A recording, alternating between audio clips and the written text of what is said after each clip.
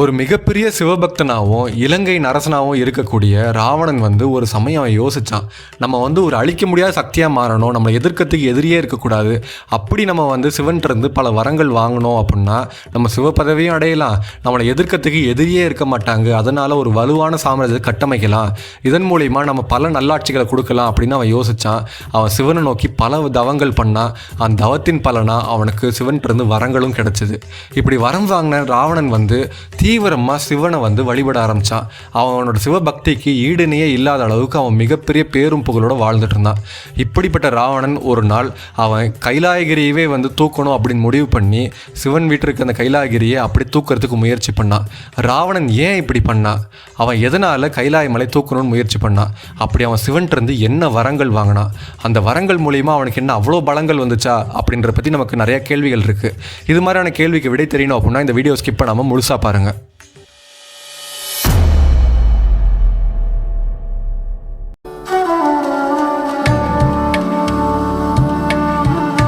முன்பொரு சமயம் இலங்கையின் அரசனான ராவணன் தான் ஒரு அசைக்க முடியாத சக்தியாக மாறணும், தன்னை எதிர்க்கிறதுக்கு எதிரிகளே இருக்கக்கூடாது அப்படின்ற யோசிச்சு நான் சிவனை நோக்கி கடுமையான தவங்கள் பண்ண போகிறேன், அது மட்டும் இல்லாமல் நான் சிவ பதவி அடைஞ்சேன் அப்படின்னா என்னை எதிர்க்கிறதுக்கு எதிரிகளே இருக்க மாட்டாங்க, அதனால் ஒரு வலுவான ஒரு சாம்ராஜ்யம் கட்டமைக்க முடியும் அப்படின்ற யோசித்து அவன் தீவிரமாக சிவனை நோக்கி தவம் பண்ணுறதுக்கு முற்பட்டான்.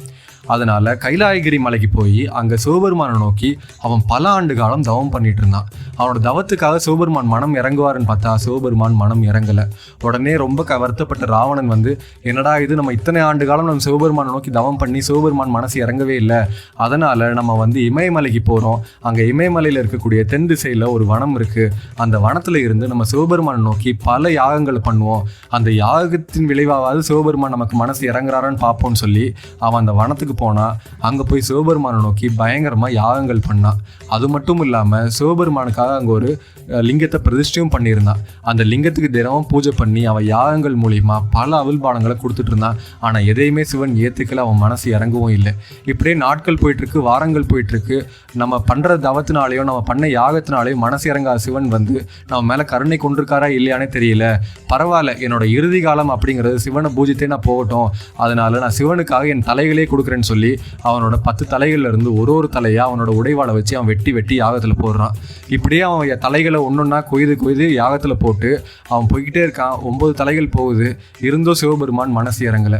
உடனே ரொம்ப மனசு உடஞ்ச ராவணன் என்ன பண்ணுறான் அப்படின்னா, என்னோட எதிரிக்கு கூட இவ்வளோ வழிகள் வரக்கூடாது, பரவாயில்ல நான் சிவனுக்காக இந்த வழிகள் நான் பொறுத்துக்கிறேன், என்னோட உயிரே சிவனுக்காக பண்ணுற யாகத்தினால தான் போகணும் அப்படின்னா போகட்டும், அதுக்கும் நான் தயாராக இருக்கேன்னு சொல்லிட்டு அவனோட உடைவாளை எடுத்து 10வது தலையும் அவன் வெட்டுறதுக்கு தயாரானான். அவன் வெட்டுறதுக்கு போகிறப்போ திடீர்னு பார்த்தா ஒரு பேர் ஒளி, 100 சூரியன் ஒளி வெளிச்சத்தோட இங்கே சிவபெருமான் தோன்றாரு. ராவனோட கையை பிடிச்சி, ராவணா நீ தலையை வெட்டாத, உன்னோட யாகத்தை பார்த்து நான் ரொம்ப சந்தோஷம் அடைஞ்சிருக்கேன், உன்னோட பக்தியை சோதிக்கிறதுக்காகவே நான் இவ்வளோ நாள் உனக்கு முன்னாடி பிரசன்னமாகாமல் இருந்தேன் அப்படின்னு சொல்லிட்டு அவனோட கையை பிடிக்கிறாங்க. உடனே சிவபெருமான் பார்த்து ரொம்ப சந்தோஷமான ராவணன் சிவபெருமான் காலில் விழுந்து அவர் ஆசீர்வாதங்களும் வாங்குறாரு. ராவணனோட பக்தியை பார்த்து மகிழ்ந்த சிவபெருமான் ராவணனை பார்த்து கேட்குறாரு, ராவணா உனக்கு என்ன வரங்கள் வேண்டும் கேள் அப்படின்னு சொல்லி கேட்ட உடனே ராவணன் சொல்கிறான், நான் அதீத சிவபக்தியாலேயும் அதீத மன வலிமையாலேயும் நான் என்னோட 9 தலைகளை கொய்து நான் யாகத்தில் போட்டிருக்கேன். இந்த காயங்கள்லாம் ஆறி எனக்கு திரும்ப அந்த 9 தலைகளும் வரணும், அது மட்டும் இல்லாமல் எனக்கு யாருமே ஜெயிக்கக்கூடிய அளவுக்கு ஒரு வலிமை வேணும், என்னை எதிர்க்கிறதுக்கு எதிரிகளே வரக்கூடாது, அந்த அளவுக்கு எனக்கு பலங்கள் வேணும் அப்படின்னு சொல்லி அவன் கேட்குறான். அது மட்டும் இல்லாமல் எனக்கு மரணம் அப்படிங்கிறது தேவர்களாலேயும் முனிவர்களாலேயும் ரிஷிகளாலேயும் ஏன் ராட்சசர்களாலேயும் அசுரர்களாலேயும் கிண்ணறர்களாலேயும் எச்சனர்களாலேயும் எனக்கு யாராலையும் மரணம் அப்படிங்கிறது வரக்கூடாது அப்படின்னு அவன் வரங்களையும் கேட்குறான். இதை கேட்டவுடனே சிவபெருமான் எல்லாத்தையும் கேட்டுட்டு தந்தோம் அப்படின்னு சொல்கிறாரு. அது மட்டும் இல்லாமல் அவன் இன்னொரு வேண்டுகோளும் பண்ணுறான். என்ன அப்படின்னா, எப்படி என்னோட வெட்டப்பட்ட தலைகளையும் என்னோட உடலில் இருக்க காயத்தையும் நீங்கள் போக்கி இங்கே எனக்கு திரும்ப என்னோட பழைய பலத்தை கொடுத்தீங்களோ அதே மாதிரி இங்கேயே நீங்கள் பிரதிஷ்டையாகி இந்த லிங்கத்தில் இருந்து நீங்கள் எல்லாருக்கும் வைத்தியநாத சுவாமியாக காட்சி கொடுத்து எல்லாரோட நோய்களையும் நீங்கள் குணப்படுத்தணும், இதனால் உலக மக்கள் ரொம்ப சந்தோஷமாகவும் நோயுற்றும் வாழ்வாங்க அப்படின்னு அவன் வேண்டுகோள் வைக்கிறான். இதை பார்த்த உடனே சிவபெருமான் ரொம்பவே சந்தோஷப்படுறாரு. பரவாயில்ல, தனக்காக வரங்கள் வாங்காமல் மக்களுக்காகவும் இவன் யோசிக்கிறான் அப்படின்னா இவன் ஒரு சிறந்த சிவபக்தனாகவும் இருப்பான், சிறந்த அரசனாகவும் இருப்பான்னு சொல்லிட்டு அவர் ஒத்துக்கிறாரு. அந்த லிங்கத்தில் அவர் வைத்தியநாத சுவாமியாக பிரதிஷ்டையும் ஆகிறாரு. அவன் வரங்கள் வாங்கின ராவணன் ரொம்ப சந்தோஷமாக அவன் நாடு திரும்பவும் ஆரம்பிக்கிறான். ராவணன் சிவன் கிட்ட இருந்து வரம் வாங்கின விஷயம் வந்து எல்லா உலகம் முழுக்க பரவுது. 3 லோகங்களும் அதை கண்டு வியக்குது. அந்த சமயத்தில் தான் அசுரர்கள்லாம் என்ன பண்ணுறாங்க அப்படின்னா, ராவணன் வந்து இப்பேற்பட்ட வரம் வாங்கியிருக்கான் அப்படின்னா அவன் சாதாரணமான ஒரு மனிதனாக இருக்க மாட்டான், அவன்கிட்ட போய் நம்ம சரணடைஞ்சோம் அப்படின்னா அவனோட உதவியால் நம்ம தேவலோகத்தை கைப்பற்றலான்னு சொல்லிட்டு அசுர வீரர்கள்லாம் எல்லாம் ராவணனை தேடி போகிறாங்க. ராவணனை பார்த்து அசுர வீரர்கள்லாம் வணங்குறாங்க. ராவணனுக்கு ஒரே சந்தோஷம், பரவாயில்ல அசுரர்கள் நம்மளை தேடி வந்திருக்காங்கன்னா என்ன விஷயம் தெரியல அப்படின்னு கேட்ட உடனே ராவணனை பார்த்து அசுரர்கள் சொல்கிறாங்க, அரசே, அசுரர்கள் வந்து தேவலோகத்தை கைப்பற்றணும்னு சொல்லி பல ஆண்டு காலமாக நாங்கள் முயற்சி பண்ணிட்டு இருக்கோம், ஆனால் எங்களால் முடியல. ஆனால் நீங்கள் வாங்கின வரத்தினால கண்டிப்பாக முடியும். அதனால் அசுர படைகளை நீங்கள் தலைமை தாங்கி நீங்கள் தேவலோகத்து மேலே போர் பண்ணீங்க அப்படின்னா கண்டிப்பாக தேவர்களை ஜெயிக்க முடியும், அசுரர்களான எங்களால் வந்து தேவலோகத்தை கைப்பற்றவும் முடியும். அது மட்டும் இல்லாமல் நாங்கள் உங்கள் பக்கம் வந்ததால் பாதாளலோகமும் உங்களுக்கு சொந்தமாயிடுச்சு. நீங்கள் தேவலோகத்தை கைப்பற்றினீங்க அப்படின்னா தேவலோகமும் உங்களுக்கு சொந்தமாயிடும். அது அப்படிங்கிறதுனால நீங்கள் மூவுலக சக்கரவர்த்தியாக நீங்கள் வந்து பட்டாபிஷேகமும் அணியலாம். அதனால உங்களோட ராஜ்யம் அப்படிங்கிறது மூவுலகத்திலும் செலுத்தப்படும். எல்லாமே வந்து சிறப்பாக சிறந்து உங்கள் பேருக்கு எந்த பங்கமும் வராத அளவுக்கு நாங்கள் வந்து காப்பாற்றுவோம் அப்படின்னு சொல்லி அசுரர்கள் வந்து கேட்குறாங்க. இதை கேட்ட உடனே ராவணன் வந்து யோசிக்கிறான், நம்மக்கிட்ட இது வரைக்கும் யார் உதவின்னு கேட்டு வந்தாலும் நம்ம மறுக்காமல் செஞ்சுருக்கோம். அப்படினால அசுரர்கள் கேட்ட உதவியை நம்ம மறுத்தோம் அப்படின்னா அது நம்மளோட பேருக்கு இழுக்காயிடும். நம்ம கேட்ட வரங்களை எப்படி சிவபெருமான் மறுக்காமல் கொடுத்தாரோ அதே மாதிரி நம்மளும் வந்து நம்மள்கிட்ட உதவின்னு கேட்டு வந்தவங்ககிட்ட நம்மளை வரங்கள் கொடுத்தா மட்டும்தானே நம்மளை சிறப்போங்கி சொல்லுவாங்க. நம்ம சிவபக்தன் அப்படிங்கிறதுக்கு ஒரு அத்தாட்சியாக இருக்கும். இப்படி நம்ம அசுரர்களுக்கு மனம் இறங்கலை அப்படின்னா கண்டிப்பாக வந்து நம்ம பேருக்கும் மட்டும் இல்லாமல் நம்ம சிவபக்தன் நம்ம அடைஞ்ச சிவபதவிக்கும் வந்து ஒரு இழுக்காக ஏற்படும். அந்த கரையை வந்து நான் உற்பத்தி ஆக விட மாட்டேன் அப்படின்னு சொல்லி ராவணன் வந்து அசுரர்களுக்கு கேட்ட வேண்டுகோளுக்கு அவன் மனசு இறங்கி அவன் வந்து ஒத்துக்கவும் செய்கிறான். உடனே அசுரர்கள்லாம் பயங்கர சந்தோஷமாகி அசுர வீரர்கள்லாம் ஒன்று சேர்ந்து ராவணன் வந்து ஒரு அசுரராஜனா பட்டாபிஷேகமும் செஞ்சு வைக்கிறாங்க. இப்படி அசுரராஜனான ராவணன் வந்து ரொம்ப சந்தோஷமாக எல்லாருக்கும் வந்து ஆசைகளை வழங்கிட்டு இருக்காங்க. இந்த விஷயம் வந்து தேவர்களுக்கு தெரிய வருது. இதை கேட்ட உடனே தேவர்கள் ரொம்ப பயப்படுறாங்க. என்னடா இது, ராவணன் ஏற்கனவே ஒரு மிகப்பெரிய வரங்கள் வாங்கியிருக்கான், அது மட்டும் இல்லாமல் சிவபதவியும் அடைஞ்சிருக்கான். இப்படி ராவணன் வந்து அசுரரோட கை கோத்தாங்க அப்படின்னா கண்டிப்பாக தேவலோகத்தை தான் அடுத்து முற்றுகையிடுவாங்க. நம்ம வந்து தேவர்கள் வந்து தேவலோகத்தை விட்டு ஓட வேண்டியதாக இருக்கும். நமக்கு என்னடா இப்படி கஷ்டங்கள் ஒன்றுக்கு மேலே ஒன்று மாறி மாறி வந்துட்டு இருக்கேன்னு அவங்க குழம்பிட்டு இருந்தாங்க. அந்த சமயத்தில் தான் நாரதர் வந்து தேவலோகத்துக்கு வராரு. நாரதரை பார்த்து இந்திரன் வந்து ரொம்ப மனசு வருந்தி நடந்த விஷயத்த சொல்கிறான். இதை கேட்ட உடனே நாரதர் வந்து பரவாயில்லையே, இந்த ராவணன் வந்து மிகப்பெரிய சிவபக்தன், அவன் ஏன் வந்து உங்களுக்கு துன்புறுத்த போகிறான் அப்படின்னு சொல்லி அவர் கேட்குறாரு. அப்போ தான் இந்திரன் சொல்கிறான், ராவணன் வந்து சிவபதவி அடைஞ்சதுனால எங்களுக்கு பிரச்சனை கிடையாது, இவன் வந்து அசுரர்களோட கை கோத்தது தான் எங்களுக்கு பிரச்சனை. ஏன்னா அசுரர்கள் கண்டிப்பாக ராவணனை அழைச்சிக்கிட்டு கண்டிப்பாக தேவலோகம் தான் வருவாங்க, இதனால் எங்களுக்கு தான் பிரச்சனை, இதிலேருந்து எப்படி நீங்கள் தான் எங்களை காப்பாற்றணும் அப்படின்னு சொல்லி அவங்க கேட்குறாங்க. உடனே நாரதர் சொல்கிறாரு, பரவாயில்ல, ராவணன் வந்து எனக்கு ரொம்ப பரிச்சயமான ஆள், அவன் வந்து எனக்கு ஒரு நண்பன், அதனால் நான் போய் ராவணன் கிட்ட போய் பார்க்குறேன், அவன் என்ன மனநிலையில் இருக்கான்னு தெரிஞ்சுக்கிட்டு நான் அவனுக்கு எடுத்து சொல்கிறேன்னு சொல்லி ராவணனை பார்க்கறதுக்கு நாரதர் வந்து அவரோட மகதி அப்படின்ற வீணையை வாசிச்சுக்கிட்டே அவர் யோசிச்சுக்கிட்டே ராவணனை பார்க்கறதுக்கு ராவணபுரிக்கு போகிறாரு. நாரதர் வந்து மகதி அப்படின்ற வீணையை இசைச்சிக்கிட்டே அவன் ராவணனை பார்க்க வந்தாங்க. இந்த சத்தம் கேட்ட உடனே ராவணன் பயங்கர சந்தோஷமாகறாங்க. ஏன்னா நாரதர் வந்து என்னோட நண்பன், அது மட்டும் இல்லாமல் எனக்கு ஏதாவது ஒரு உதவி, எனக்கு வந்து எப்போவுமே ஒரு கஷ்டம் அப்படின்னா அதில் எனக்கு நல்லது மட்டுமே நடக்கிற மாதிரி எனக்கு உபதேசம் பண்ணக்கூடிய ஒரு நெருங்கிய நண்பன், என் நண்பன் வந்திருக்காரு அப்படின்னு தெரிஞ்ச உடனே ராவணன் வந்து ரொம்ப சந்தோஷமாக அவரோட அரண்மனைகளில் எல்லா ஏற்பாடுகளும் பண்ணுறாங்க. ரொம்ப தடபுடலாக ராஜ மரியாதையோட நாரதரை அவர் வரவேற்கவும் செய்கிறாரு. நாரதர் வந்து ராவணனை பார்த்து ரொம்ப சந்தோஷமாக அவர் புகழ்றாரு. பரவாயில்ல ராவணா, நீ மிகப்பெரிய சிவபக்தனாக இருந்திருக்க, உன்னோட சிவபக்தியால் நீ சிவபதவியே அடைஞ்சிருக்க, எனக்கு ரொம்ப சந்தோஷமாக இருக்குது, இப்போ தான் நீ என்னோட நண்பன் சொல்கிறதுக்கு எனக்கு ரொம்ப பெருமையாக இருக்குது, உன்னோட புகழை தான் நான் உலகத்துலையும் பாடிட்டு வந்துட்டு இருக்கேன், அதனால தான் நான் உன்னை பார்க்கறதுக்காக நேராக வந்திருக்கேன் அப்படின்னு சொல்லி அவர் சொல்கிறாரு. இதை கேட்ட உடனே ராவணன் ரொம்ப சந்தோஷமாகி நாரதர்கிட்ட வந்து வணங்குறாரு. அந்த சமயத்தில் தான் வந்து நாரத முனிவர் வந்து ராவணனை பார்த்து கேட்குறாரு, ராவணா, நீ வந்து சிவபெருமான் நோக்கி பல தவங்கள் பண்ணி பல வரங்கள் வாங்கினேன்னு சொல்லி நான் கேள்விப்பட்டேன். அப்படி என்ன தவங்கள் பண்ண, எந்த மாதிரியான கைமுறைகளை கையாண்டு நீ சிவனை வந்து மனசு இறங்க வச்ச அப்படிங்கிறத நான் தெரிஞ்சுக்கணும்னு ஆசைப்பட்றேன். நான் உன் நண்பனாக இருக்கிறதுனால நீ எனக்கு கண்டிப்பாக சொல்லுவேன்னு நான் நம்புகிறேன், அந்த ரகசியத்தை எனக்கு சொல்லு அப்படின்னு சொல்லி அவர் கேட்குறாரு. உடனே ராவணன் வந்து ரொம்ப சந்தோஷமாக சொல்கிறாரு, நான் வந்து கைலாய மலையில் வந்து பல ஆண்டு காலமாக நான் தவம் பண்ணேன், ஆனால் சிவபெருமான் எனக்கு மனசு இறங்கவே இல்லை. நான் மன விரக்தி அடைஞ்சு நான் இமயமலைக்கு போய் அங்கே இருக்கக்கூடிய தெற்கு திசையில் இருக்க ஒரு வனத்தில் வந்து நான் திரும்ப தவங்கள் பண்ண ஆரம்பித்தேன். எப்படி அப்படின்னா, வசந்த காலத்தில் அக்னிக்கு நடுவில் உட்காந்து தவங்கள் பண்ண ஆரம்பித்தேன். மழை காலத்தில் வெட்ட வெளியில் மலைக்கு நடுவாக உட்காந்து தவம் பண்ண ஆரம்பித்தேன். குளிர்காலத்தில் தண்ணீருக்கு உள்ளே உட்காந்து தவம் பண்ண ஆரம்பித்தேன். இப்படி நான் பல ஆண்டுகள் நான் தவம் பண்ணியும் திரும்ப சிவபெருமானுக்கு மனசு இறங்கவே இல்லை. என்னவோ தெரியல, என்னோட பக்தியை சோதிக்கிறதுக்காக மனசு இறங்கலையா, இல்லை நான் பண்ணுற சிவபூஜையால் அவர் லகிச்சு போய் எனக்கு வரங்கள் கொடுக்கணுன்றது மறந்து அவர் இருந்தாரான்னு தெரியல. அதனால் அவர் என் முன்னாடி பிரச்சனை ஆயவே இல்லை. என்னடா இது, நமக்கு தெரிஞ்ச தவங்களும் தெரிஞ்ச முறை எல்லாத்தையுமே பயன்படுத்தி நம்ம சிவபெருமானை வழிபட்டோம் அப்படின்னா அவர் மனசு இறங்குவாருன்னு பார்த்தா அவர் இறங்கவே இல்லையே. நான் என்ன பண்ணுறதுன்னு யோசிச்சுக்கிட்டு நான் என்ன பண்ணேன் அப்படின்னா, ஒரு லிங்கத்தை அங்கே பிரதிஷ்டை பண்ணேன். அந்த லிங்கத்துக்கு நான் தினம் அர்ச்சனை பண்ணி அதுக்கு பூஜைகள் பண்ணிவிட்டு அதுக்கு முன்னாடி உட்காந்து அக்னிகுண்டத்தை மூட்டி நான் வந்து யாகங்கள் பண்ண ஆரம்பித்தேன். நான் இப்படியே வந்து யாகங்கள் நாட்களாகவும் வாரங்களாகவும் மாதங்களாகவும் நான் பண்ணிகிட்டு இருந்தேன். அப்பயும் சிவபெருமான் மனசு இறங்கவே இல்லை. உடனே நான் என்ன பண்ணேன் அப்படின்னா, இதுக்கு மேலே என்னால் பொறுமையாக இருக்க முடியாதுன்னு சொல்லிட்டு என்னோடய 10 தலைகளில் முதல் தலையை நான் வெட்டி யாக குண்டத்தில் போட்டேன். அப்பயும் சிவபெருமான் வரலை. சரின்னு சொல்லிட்டு நான் 2வது தலையும் 3வது தலையும் இப்படியே 9 தலைகளை நான் வெட்டி யாக குண்டத்தில் போட்டு ஒரு மிகப்பெரிய யாகத்தை பண்ணிகிட்டு இருந்தேன். அப்பயும் இருந்து சிவபெருமான் மனசு இறங்கவே இல்லை. என்னடா இது, நான் ஒரு மிகப்பெரிய சிவபக்தன், நான் எப்போவுமே சிந்தனையிலையும் சரி என்னோட மூச்சு காத்துலையும் சரி நான் எப்போவுமே சிவனை மட்டுமே தான் நினச்சிட்டு இருக்கேன். அப்படி இருக்கக்கூடிய எனக்கு சிவபெருமான் மனசு இறங்கலை அப்படின்னா இந்த சிவபெருமானுக்காக பண்ணக்கூடிய யாகத்திலே என் உயிர் போகட்டும்னு சொல்லி என் உடைவாளை எடுத்து என்னோட 10வது தலையும் வெட்டுறதுக்கான தயாரானேன். அந்த சமயத்தில் தான் 1000 சூரியன் ஒளியோட சிவபெருமான் அங்கே பிரசன்னமானார். அவர் வந்து என் கையை பிடிச்சிக்கிட்டு, ராவணேஸ்வரா, அவனோட பக்தியை பார்த்து நான் ரொம்பவே சந்தோஷம் அடைஞ்சிருக்கேன். நீ உன் தலையை வெட்ட வேண்டாம், நீ வந்து என்ன வரங்கள் வேணுமோ கேள் அப்படின்னு சொல்கிறாங்க. உடனே சிவபெருமானை பார்த்து ராவணன் வந்து ரொம்ப சந்தோஷமாகி நான் காலில் விழுந்து ஆசீர்வாதம் வாங்கினேன். அதுக்கப்புறம் நான் சிவபெருமான்கிட்ட வரங்களும் வாங்க ஆரம்பித்தேன் அப்படின்னு சொல்கிறாரு.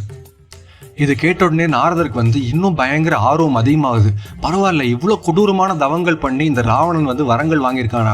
அப்படி என்ன வரங்கள் வாங்கினாங்க? தேவர்களே அச்சுறுத்தும் அளவுக்கு இவர் என்ன பெரிய வரங்கள் வாங்கினாங்க அப்படின்னு அவர் ஆர்வத்தோட ராவணன் கிட்ட கேட்குறாங்க. அப்படி நீ என்ன வரங்கள் நீ சிவபெருமான்கிட்ட கேட்ட அப்படின்னு சொல்லி கேட்ட உடனே ராவணன் சொல்கிறான், நான் வந்து என்னோட 9 தலைகளை கொத்துனதுனால என்னோட தலையில் இருக்கக்கூடிய வலிகள் வந்து ரொம்ப அதிகமாக இருந்துச்சு. அதனால் என்னோட காயங்கள் ஆறி திரும்ப என்னோட 9 தலைகள் பழைய மாதிரியே வரணும்னு சொல்லி கேட்டேன். அதுக்கப்புறம் எனக்கு வந்து வலிமை அப்படிங்கிறது ரொம்ப அபரிமிதமாக இருக்கணும். என்னால் எல்லாரையும் ஜெயிக்கக்கூடிய விதமாக எனக்கு வலிமை அப்படிங்கிறது வரணும். அது மட்டும் இல்லாமல் எனக்கு மரணம் அப்படிங்கிறது தேவர்களாலையும் அசுரர்களாலையும் கிண்ணறர்களாலையும் எச்சனர்களாலையும் கந்தர்வர்களாலையும் அது மட்டும் இல்லை ராட்சசர்களாலையும் யாராலையும் எனக்கு மரணம் அப்படிங்கிறது வரக்கூடாது அப்படின்னு நான் ஒரு வரம் கேட்டிருந்தேன். இது எல்லாத்தையுமே வந்து சிவபெருமான் தந்தோம் அப்படின்னு சொன்னார். அதுக்கப்புறம் சிவபெருமான்கிட்ட ஒரு வேண்டுகோளும் வச்சுருந்தேன். இங்கேயே நீங்கள் வந்து பிரசன்னமாகி இங்கேயே நீங்கள் வந்து பிரதிஷ்டையாகி எல்லாருக்கும் வைத்தியநாத சுவாமியை ஆசீர்வாதங்களும் பண்ணணும்னு சொல்லி நான் கேட்டிருந்தேன். இதை பார்த்து தான் ரொம்ப சந்தோஷமான சிவபெருமான் எனக்கு சிவப்பதவியும் கொடுத்தாரு அப்படின்னு நாரதர்கிட்ட வந்து ராவணன் சொல்கிறாங்க. இதை கேட்ட உடனே ராவணன் வந்து, எவ்வளோ பெரிய சிவபக்தன் இவன் வந்து பல கஷ்டங்களை தாண்டி சிவன்கிட்ட வரம் வாங்கியிருக்கான், இருந்தும் இவன் ஏன் அசுரர்கள் கூட போய் சேர்ந்தான்னு தெரியல அப்படின்னு சொல்லிட்டு நாரதர் வந்து யோசிக்கிறாரு. அப்போ தான் வந்து நாரதர் வந்து ராவணன் கிட்ட தந்திரமான ஒரு விஷயத்த சொல்கிறாரு. ஏன்னா ராவணனை குழப்பினாதான் அங்கே ஒரு பிரச்சனையை உண்டாக்க முடியும், அப்போ தானே ஒரு தீர்வு கண்டுபிடிக்க முடியும் நாரதர் யோசிக்கிறாரு. உடனே ராவணன்கிட்ட சொல்கிறாரு, ராவணா, நீ வந்து வரங்கள் வாங்கினதெல்லாம் சரிதான், சிவ பதவியும் அடைஞ்சிருக்கிறதுலாம் சரிதான், ஆனால் எனக்கு ஒரு சந்தேகம். ஏன் அப்படின்னா, இந்த ஆழகால விஷயத்தை குடிச்சதுலேருந்து சிவபெருமான் அவரோட சிந்தை கலங்கி அவர் என்ன பண்ணுறாருங்கிறது அவருக்கே தெரியாமல் அவர் தன்னை மறந்து சுற்றிட்டு இருக்காரு. அப்படி இருக்கிறப்போ சிவன் கொடுத்த வரம் வந்து உண்மையிலே பலிக்குதா அப்படிங்கிறது எனக்கு தெரியல, நீ அதை பரிசோதிச்சு பார்க்கணும்னு எனக்கு அதை பரிசோதிச்சிருக்கான்னு கேட்குறாரு. உடனே ராவணனும் குழம்பி போய், இல்லையே, நான் சிவன் கொடுத்த வரத்தை நான் அப்படியே ஏற்றுக்கிட்டு நான் வந்து இங்கே ராஜ்யத்துக்கு வந்துட்டேன் அப்படின்னு சொல்கிறாரு. உடனே ராவணன் கேட்குறாரு, சரி, நான் அந்த வரத்தை பரிசோதனை பண்ணணும்னு நானும் ஆசைப்படுறேன். இது சிவனுக்காக கிடையாது, சிவன் வந்து சரியான ஆள் தான், அவர் கொடுத்த வரங்கள் என்றைக்குமே சிறப்பாக தான் இருக்கும் அப்படிங்கிறத புரிய வைக்கிறதுக்காக உனக்காக நான் இதை செய்கிறேன் அப்படின்னு சொல்கிறாரு. உடனே நாரதர் வந்து ஒரு புன்சிரிப்போடு சொல்கிறாரு, சரி ராவணா, உனக்கு அபரிவிதமான வலிமை வரணும் அப்படின்னு சொல்லி சிவபெருமான் ஆசீர்வாதங்கள் கொடுத்துருக்காருல, அந்த வரத்தை வந்து நம்ம பரிசோதனை பண்ணி பார்ப்போம். நீ என்ன பண்ணு, அந்த சிவபெருமான் குடியிருக்கக்கூடிய இந்த கைலாய மலையவே நீ தூக்கு, உன்னால் தூக்க முடிஞ்சு அப்படின்னா கண்டிப்பாக அந்த வரம் வந்து பழிச்சிருக்குன்னு அர்த்தம். அதுக்கப்புறம் நீ அந்த மலையை அங்கேயே வச்சிரு, அதுக்கப்புறம் நீ வந்துரு அப்படின்னு சொல்லி அவர் சொல்கிறாரு. இவ்வளோதானா? இது ஒரு பெரிய விஷயமே கிடையாது. நான் போய் கைலாய மலையை உயர்த்தி சிவபெருமான் கொடுத்த வரங்கள் வந்து எப்போவுமே சிறப்பானது தான், நான் உனக்கு வந்து ப்ரூவ் பண்ணுறேன்னு சொல்லிட்டு கைலாய மலையை தூக்கிறதுக்காக ராவணன் கிளம்புறாரு. கைலாய மலைக்கு சென்றடைஞ்ச ராவணன் வந்து அவனோட 20 கரங்களால் அந்த கைலாய மலையை ஒரு அசைச்சு அவர் தூக்கவும் ஆரம்பிக்கிறாரு. இப்படி ராவணன் கைலாய மலையை தூக்க ஆரம்பிக்கிறப்போ மலையில் இருந்த மரங்கள் எல்லாமே குலுங்குச்சு. அது மட்டும் இல்லாமல் அங்கேருந்து அருவிகள் எல்லாமே வழி தடுமாறி அது தடன் மாறி போயிட்டு இருந்துச்சு. பிரம்மன் வந்து தன்னிலை தவறி அவர் கீழே விழுந்தாரு. விஷ்ணு அவர் நிஷ்டை கலந்து அவர் என்னடா ஆச்சு, உலகமே இதை அழிய போதா அப்படின்னு விழிச்சு பார்க்குறாரு. அந்த சமயத்தில் தான் சிவபெருமான் அவரோட தவம் களைஞ்சி என்ன இது, ஏன் இந்த கைலாய மலை இப்படி ஆடுது அப்படின்னு சொல்லி கேட்குறப்போ பார்வதி வந்து கை கொட்டி சிரிச்சுக்கிட்டே சொல்கிறாரு, வேற யாரும் கிடையாது, எல்லாமே உங்கள் பக்தன் செய்கிற வேலை தான். நீங்கள் கொடுத்த வரத்தினால தான் அவன் வந்து இவ்வளோ பலங்கள் வந்துச்சு, அந்த பலத்தை சோதிக்கிறதுக்கு அவன் கைலாய மலையவே தூக்கி பார்க்குறான் அப்படின்னு சொல்லி அவங்க பார்வதி சொன்ன உடனே சிவபெருமானுக்கு பயங்கரமாக கோவம் வருது. என்னடா இது, ராவணனுக்கு நம்ம ஒரு வரம் கொடுத்தோம் அப்படின்னா அவன் நல்லாட்சி பண்ணுவான்னு பார்த்தா அவன் இப்படி அகங்காரம் முற்று இந்த கைலாய மலையவே தூக்கணும்னு அவன் முடிவு பண்ணியிருக்கானே, அவனோட அகங்காரத்தை ஒழிக்கிறதுக்கு நம்ம ஒரு பாடம் கற்பிக்கணும்னு சொல்லிட்டு அவர் என்ன பண்ணுறாருன்னா அவரோட கட்டவரில் வச்சு கைலாய மலையை ஒரு அழுத்துறாரு. அழுத்தின உடனே ராவணனால அந்த கைலாய மலையை விட்டு வெளியே வர முடியல. அந்த கைலாய மலையை விட்டோம் அப்படின்னா நம்மளோட உயிர் போயிருமோ அப்படின்னு பயந்துக்கிட்டு அந்த கைலாய மலை கீழேயே அவன் வந்து சிக்கிக்கிறான். இப்படி கைலாய மலை கீழே சிக்கின ராவணன் வந்து எப்படியாவது நம்மளோட முழு பலத்தை வச்சு நம்ம கைலாய மலை தூக்கிட்டு நம்ம வெளியே வந்துடலாம், அப்போ தான் நம்ம உயிரை காப்பாற்றிக்க முடியும். அவன் என்ன பண்ணுறான்னா அவனோட 20 கரங்களால் முழு பலத்தோட அவன் கைலாய மலை தூக்கிறதுக்கு முயற்சி பண்ணுறான். ஆனால் சிவனோட பலத்துக்கு முன்னாடி ராவனோட பலம் ஒன்றுமே கிடையாது.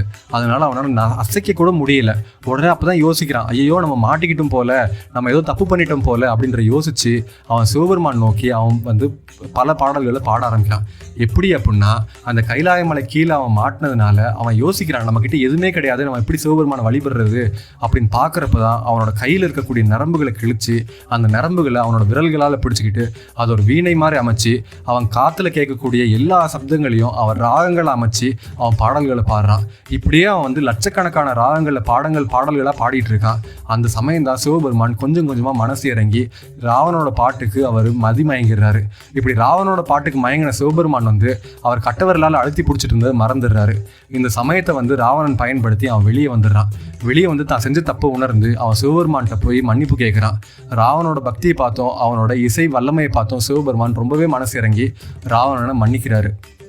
ராவணனை பார்த்து சிவபெருமான் கேட்குறாரு, ஏன் ராவணா, உன்னோட பக்தியால் நீ இந்த கைலாய மலை கேட்டிருந்த அப்படின்னா நான் கைலாய மலையை கொடுத்துருப்பேன், ஏன் நீ என்னையை கேட்டிருந்தா நான் என்னையவே கொடுத்துருப்பேன், ஏன் இப்படி அகங்காரத்தோட நீ மலையை தூக்குன, உன் அகங்காரத்தை வந்து குறைக்கிறதுக்காகவும் உன் அகங்காரத்தை அழிக்கிறதுக்காகவும் தான் நான் இப்படி பண்ணேன் அப்படின்னு சொல்லி சொல்கிறாங்க. உடனே ராவணன் பண்ண தப்பை உணர்ந்து அவன் வந்து சிவபெருமான்ட்டு மண்டிட்டு அவனோட மன்னிப்பு கேட்குறான். சிவபெருமானும் மன்னிச்சுட்டு சொல்கிறாரு, ராவணா, எப்போவுமே வந்து ஒரு அகங்காரம் தலைக்கு மேலே ஏறுது அப்படின்னா அவங்களுக்கு அழிவுங்கிறது கூடிய விரைவில் வரப்போகுதுன்னு அர்த்தம், அதனால நீ ஜாக்கிரதையாக இருன்னு சொல்லி சொல்கிறாரு. அப்போது ராவணன் சொல்கிறான், எனக்கு தான் நீங்கள் பல வரங்கள் கொடுத்துருக்கீங்களே, என்னை யார் அழிக்க போகிறா, என்னை அழிக்கிறதுக்கு எந்த கடவுள் சக்தியாலையும் முடியாது அப்படின்னு சொல்லி ராவணன் சொல்கிறான். அப்போ தான் சிவபெருமான் சொல்கிறாங்க, அப்படி கிடையாது, நீ கேட்ட வரங்களில் மனிதனால் எனக்கு வந்து மரணம் ஏற்படக்கூடாது நீ கேட்கவே இல்லை, அதனால் கடவுள்களால் உனக்கு மரணம் ஏற்படாது, ஆனால் ஒரு சாதாரண மனிதனால் நீ கொல்லப்படலாம், அதனால் நீ உன் அகங்காரத்தை விட்டு எல்லாருக்கும் தன்மையோடையும் நீ நல்லாட்சி புரிஞ்சிட்டு இருந்த அப்படின்னா உனக்கு அழிவு அப்படிங்கிறதே இருக்காது அப்படின்னு சொல்லி ராவணனுக்கு சிவபெருமான் உபதேசங்கள் கொடுக்குறாரு. உடனே அதெல்லாம் கேட்டுட்டு ராவணன் வந்து வணங்கி சிவபெருமான் கிட்ட எப்போவுமே என் சிந்தை முழுக்க சிவபெருமான் மட்டுமே இருக்கணும், அதுக்கு வந்து நீங்கள் எனக்கு ஆசீர்வாதங்கள் பண்ணணும் அப்படின்னு சொல்லி அவர் கேட்குறாரு. உடனே சிவபெருமான் ரொம்ப சந்தோஷப்பட்டு ராவணன் ஆசீர்வாதம் பண்ணி திரும்ப அனுப்புகிறாரு. ராவணனும் இலங்கைக்கு வந்து அவனோட ஆட்சியை வந்து செலுத்த ஆரம்பித்தான். அவனோட ஆட்சிங்கிறது மிகப்பெரிய பொற்கால ஆட்சியாக இருந்துச்சு. சிவபெருமான் சொன்ன விஷயத்தை அவன் தாரக மந்திரமாக எடுத்துக்கிட்டு யாருக்கும் கேடு விளைவிக்காத விதமாக அவன் வந்து ஒரு பொற்கால ஆட்சியை கொடுத்துட்டு இருந்தான். இப்படி ராவணோட கதையிலேருந்து நம்ம புரிஞ்சுக்கிற ஒரு விஷயம் என்ன அப்படின்னா, நமக்கு வாழ்க்கையில் என்னதான் சிரமங்கள் வந்தாலும் என்னதான் கஷ்டங்கள் இருந்தாலும் கடவுள் நமக்கு மனம் இறங்கலே அப்படின்ற ஒரு கடைசி நிமிஷம் மன விரக்தி வரப்போ கூட கடவுள் நம்மளை கைவிடாமல் நம்மளை காப்பாற்றுவார். நம்ம கஷ்டங்கள் எல்லாமே நம்மளை வந்து பண்படுத்துறதுக்கு தான் அப்படின்னு சொல்லிட்டு கடவுள் வந்து நமக்கு பண்ணிகிட்டு இருக்காரு. எப்போவுமே கடவுள் மேலே நம்பிக்கையை விடாமல் அவர் மேலே முழு பக்தியோட நம்ம வந்து வழிபட்டோம் அப்படின்னா நம்மளை காப்பாற்றுறதுக்கு அந்த சிவபெருமான் கண்டிப்பாக ஓடி வருவார் அப்படிங்கிறத தெரிஞ்சுக்கலாம். சுவாரஸ்யமான கதைகளை வந்து நீங்கள் புத்தகம் மூலியமாக படிக்கணும் அப்படின்னு நினச்சிங்கன்னா ஸ்ரீ தேவி பாகவதம் அப்படிங்கிற புராணத்தோட புக் லிங்க் வந்து டிஸ்கிரிப்ஷனில் இருக்குது, அதில் போய் நீங்கள் வாங்கி படிக்கலாம். இந்த மாதிரி சுவாரஸ்யமான புராண கதைகளுக்கு நம்ம 7 சேனலை சப்ஸ்கிரைப் பண்ணுங்கள். இந்த வீடியோ பிடிச்சிருந்துச்சுன்னா ஒரு லைக்கை போடுங்க, உங்கள் கருத்துக்கள் என்ன அப்படிங்கிற கமெண்ட் செக்ஷனில் லீவ் பண்ணுங்கள். அப்படியே மறக்காமல் இந்த வீடியோ உங்கள் ஃப்ரெண்ட்ஸ் அண்ட் ஃபேமிலிக்கு ஷேர் பண்ணுங்கள்.